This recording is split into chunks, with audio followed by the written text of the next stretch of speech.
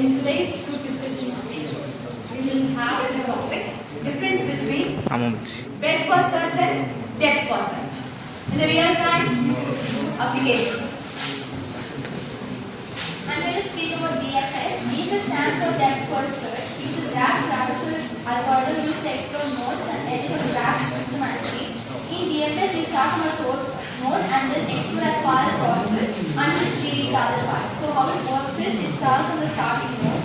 Then we visit the node and mark it as visited. We move to one of its unvisited neighbors. Repeat this process until there are no unvisited nodes. Then backtrack to the previous node and continue exploring the remaining unvisited nodes. DFS can be implemented using either recursion or the explicit stack data structure.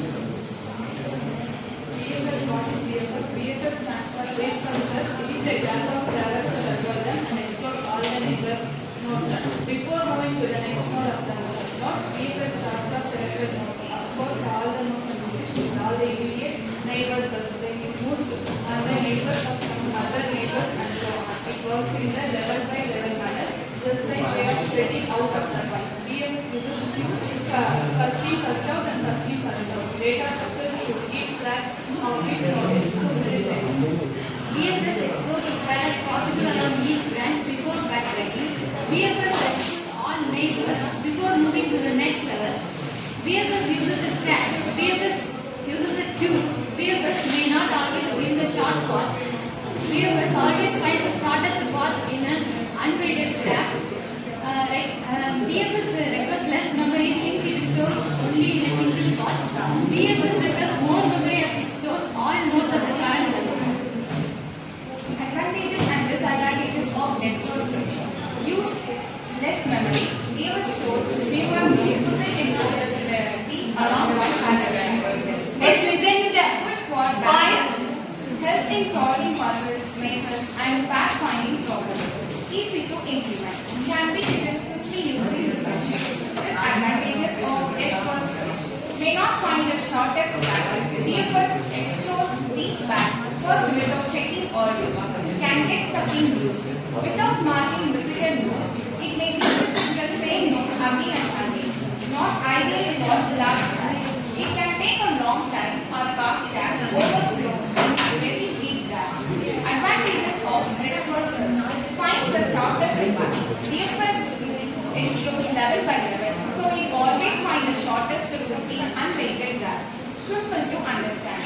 Uses a queue and is easy to follow step by step. Good for network problems. Using social networks, DFS and finding connected components.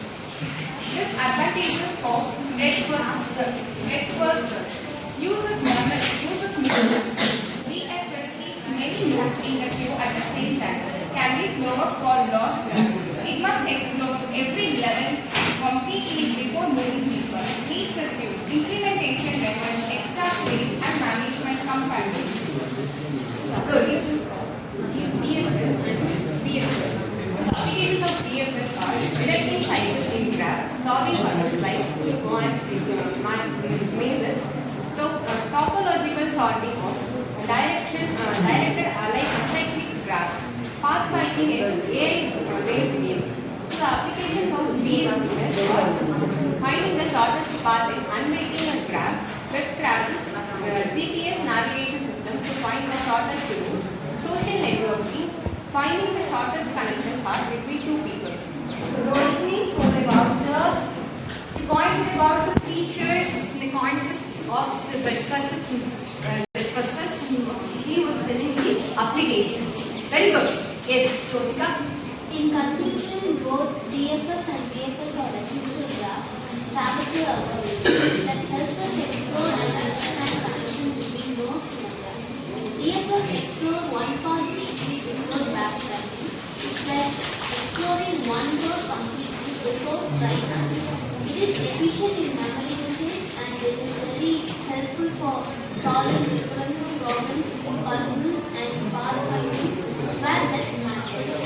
And BFS, on other hand, explore graph level by level, visiting all immediate neighbors before moving further. It is either finding the shortest path in an unweighted graph, such as GPS navigation system, social media positions, or network profiles. To summarize, DFS go deep within backtrack, and BFS goes level by level.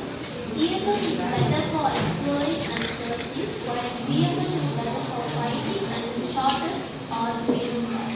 Both algorithms are powerful tools in data structures and algorithms, and understanding when to use each one helps us to solve real-world problems efficiently. Thank you. Congratulations, team. It's so nice to hear and it's too good. Thank you.